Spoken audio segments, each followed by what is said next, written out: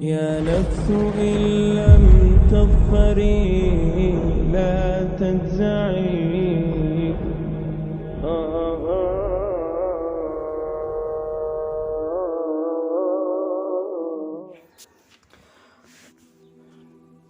آج مسلمانوں کے حالات جو ہندوستان میں ہیں، مسلمانوں کو اس حقارت کی نظر سے دیکھا جا رہا ہے اور مسلمانوں سے ان کی حب الوطنی کا ثبوت مانگا جا رہا ہے.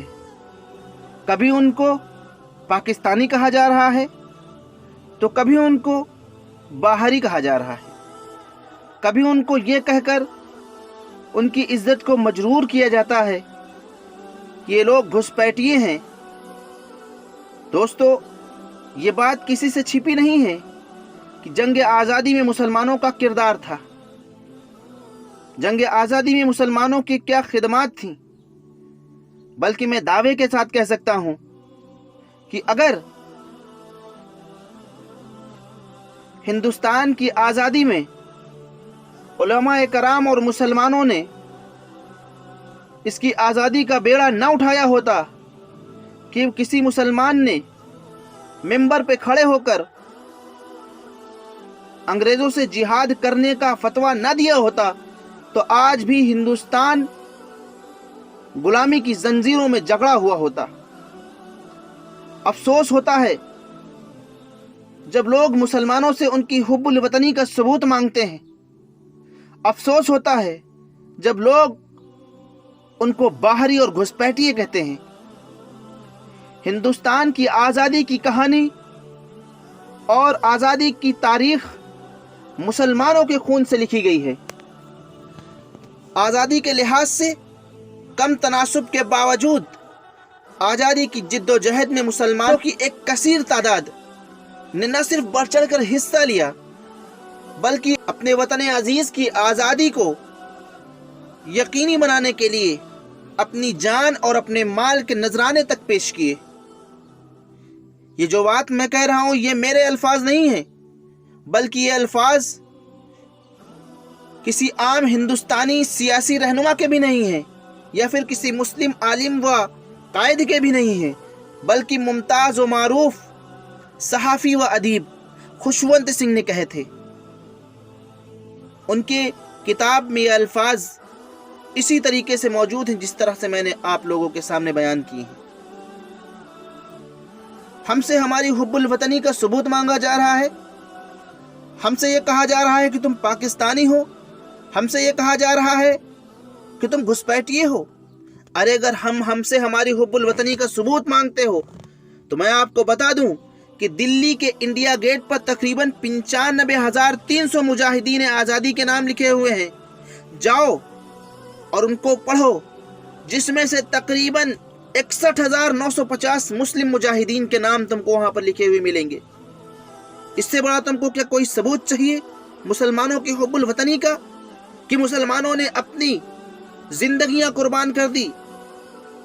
ہندوستان نے اس باغیچے کو اپنے خون اور پسینے سے سینچا تھا، جس کا نتیجہ یہ ہوا ہے کہ آج جو لوگ مسلمانوں سے حب الوطنی کا ثبوت مانگ رہے ہیں وہ اس کھلی فضا میں سانس لے رہے ہیں. 95,300 مجاہدین آزادی میں سے 61,945 مسلموں کے نام موجود ہیں. یہ میں اپنی طرف سے نہیں کہتا، جائیے انڈیا گیٹ پر ان کے نام لکھے ہوئے پڑھ کر آ جائیے. اس کا مطلب کیا ہوا؟ اس کا مطلب یہ ہوا کہ ہندوستان کی آزادی کے لیے انگریزوں کے خلاف اٹھ کھڑے ہونے، لڑنے اور قربانیاں پیش کرنے والوں میں 65% مسلم تھے. 65% مسلم مجاہدین تھے. آزادی کی جد و جہد میں مسلمانوں نے سب سے زیادہ قربانیاں دیں، سب سے زیادہ قربانیاں دیں. لیکن ان کی قربانیوں کو سازشاً چھپا دیا گیا اور عوام کی نظر سے اوجھل کر دیا گیا. دوستو، چلیے سچائی جانتے ہیں اور سچائی کی تہ میں جھانکنے کے لیے ہندوستان کی تاریخ میں جھانک کر دیکھتے ہیں. ہر ہندوستانی کا یہ حق ہے کہ اسے ان قابل تردید ناقابل تردید حقیقت کے بارے میں واقفیت ہو اور اپنے بچوں کو بھی ملک کی تحریک آزادی کی حقیقت سے واقف کرانا چاہیے۔ یہ ہم سب کی ذمہ داری ہے۔ ہمارے جو بچے ہیں ان کو یہ بتایا جائے، ہمارے آنے والے جو نسل ہیں ان کو یہ بتایا جائے کہ ہندوستان کی آزادی میں مسلمانوں کا کیا کردار تھا۔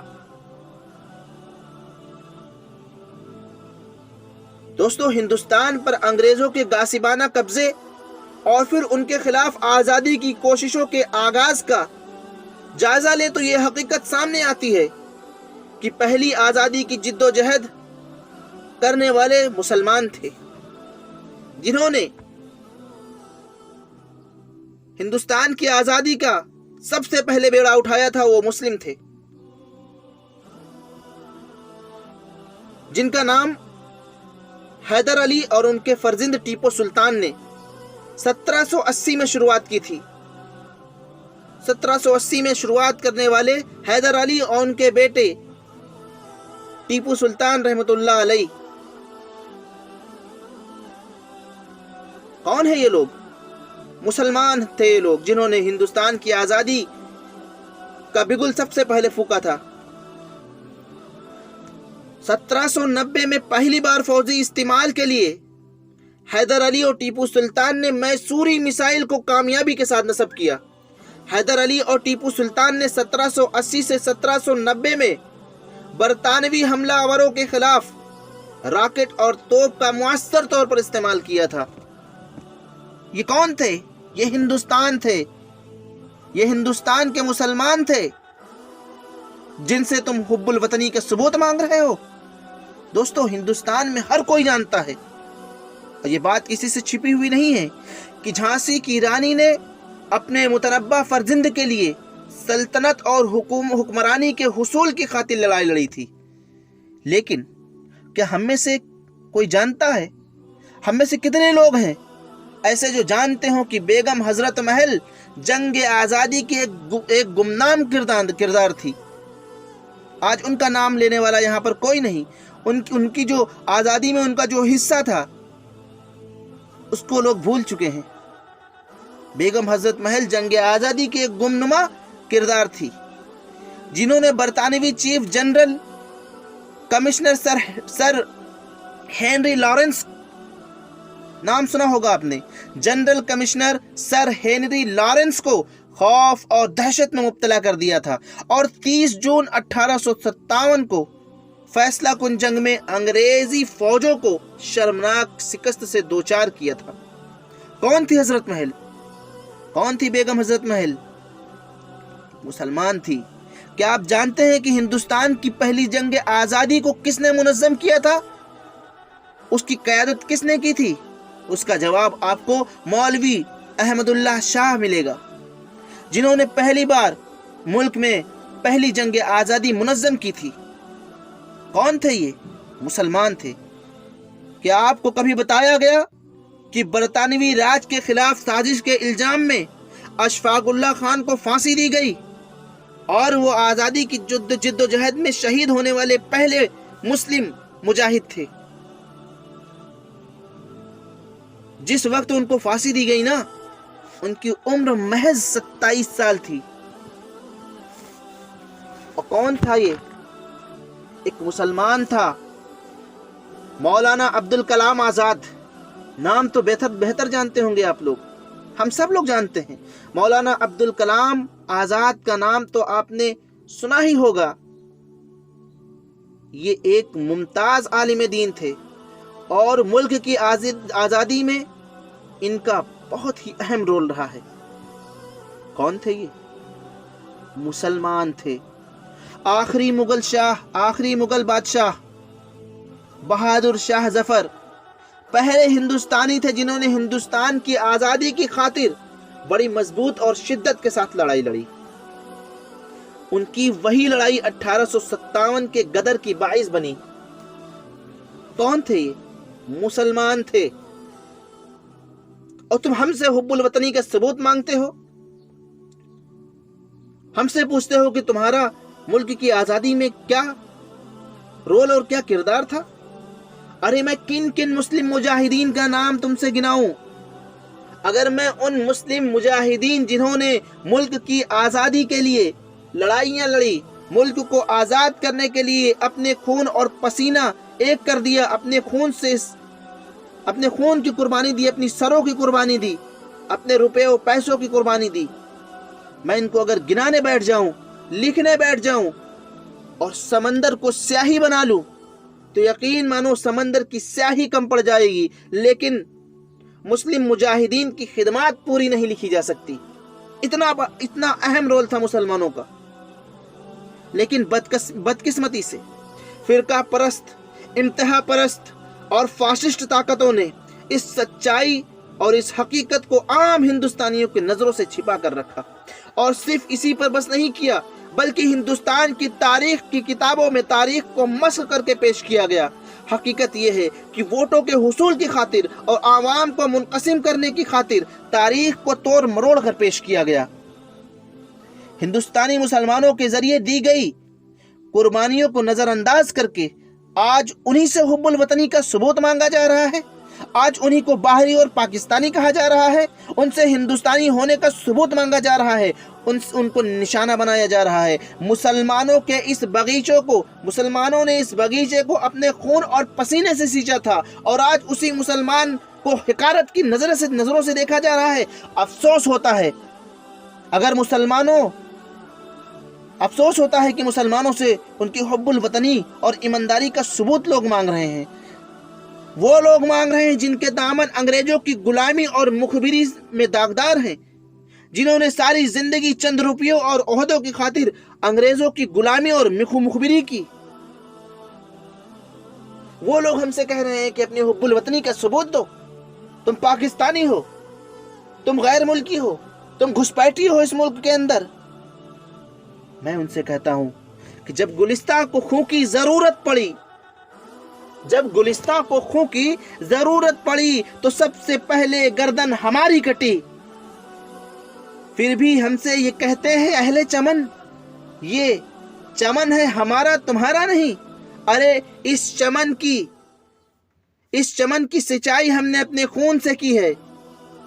یہ ملک جتنا تمہارا ہے اتنا ہی ہمارا ہے، اور اس ملک میں ہم نے اس ملک کو چنا تھا جب ہندوستان کے دو ٹکڑے کیے گئے اور پاکستان کا وجود عمل میں آیا، تو ہم نے ہندوستان کو پاکستان کے اوپر ترجیح دی۔ یہ میں ان لوگوں سے کہنا چاہتا ہوں کہ جو لوگ بات پر کہتے ہیں کہ پاکستان چلے جاؤ، میں ان سے صرف اور صرف یہی کہنا چاہتا ہوں، اگر پاکستان جانا ہوتا تو اسی وقت چلا جاتا جب ہم کو اختیار تھا ہندوستان کو اور پاکستان میں سے کسی ایک کو چننے کا، لیکن اس وقت ہم نے ہندوستان کو چنا۔ میں خوشی سے کہتا ہوں کہ میں جو ہندوستان میں رہتے ہیں، ہم لوگ بائی چوائس ہندوستانی ہیں، بائی چوائس ہم نے پسند کیا تھا، اور تم لوگ بائی چانس ہندوستانی ہو، کیونکہ ہم نے ہندوستان کو اپنی مرضی سے پسند کیا تھا، ہمارے پاس اختیار تھا پاکستان جانے کا۔ دوستو، اگر میں اس موضوع پر اور بات کرتا رہوں تو سالوں بیت جائیں گے، لیکن اس کی آزادی کی داستان میں جو مسلموں کا کردار تھا وہ پورا نہیں ہو پائے گا۔ میں اپنی بات کو زیادہ نہ بڑھاتے ہوئے صرف ایک واقعہ آپ لوگوں کے سامنے ذکر کرتا ہوں، اور اس کو بیان کرنے کے بعد اپنی بات کو ختم کرتا ہوں۔ گروور اینڈ گروور کی ہسٹری کی کتاب ہے، اس میں ایک چھوٹا سا واقعہ بیان کر رہا ہوں۔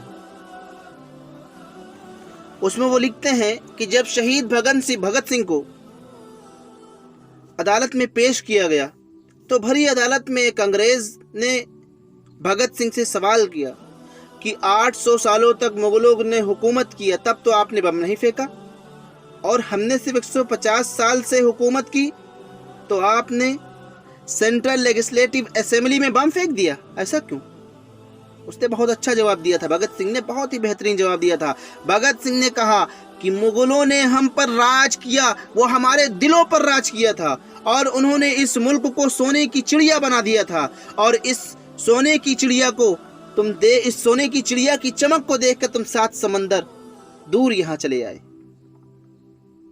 اور یہاں آنے کے بعد اگر آپ کی حکومت کو ایک لائن میں کہا جائے نا تو وہ یہ کہ آپ کی حکومت ایک اسپنج کی طرح ہے جو گنگا کے کنارے ہیرے اور جواہرات کو چوس کر انگلینڈ میں لے جا کر کے ٹیمس ندی کے کنارے اس کو نچوڑتی ہے، اور انگلینڈ مالا مال ہو جاتا ہے۔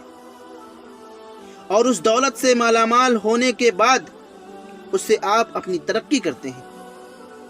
مغلوں نے یہیں کی چیزوں کو یہیں خرچ کر دیا، یہیں پر عمارتیں بنوائیں، یہیں پر تاج محل بنوایا، یہیں پر تمام چیزیں بنوائیں، جس کا جیتا جاگتا ثبوت تاج محل کی شکل میں موجود ہے، جس کا جیتا جاگتا ثبوت لال قلعے کے روپ میں موجود ہے، جس کا جیتا جاگتا ثبوت دنیا بھر میں پھیلی ہوئی، ہندوستان بھر میں پھیلی ہوئی تمام تاریخی عمارتیں ہیں۔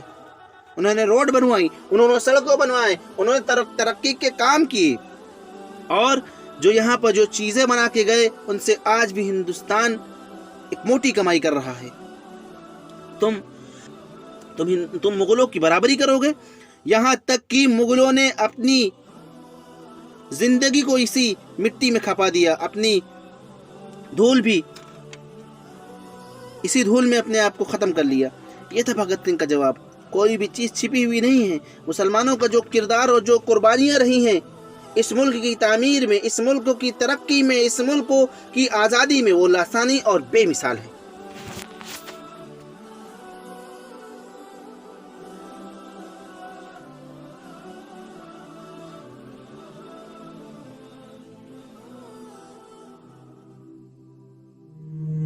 يا نفس إن لم تظفري لا تجزعي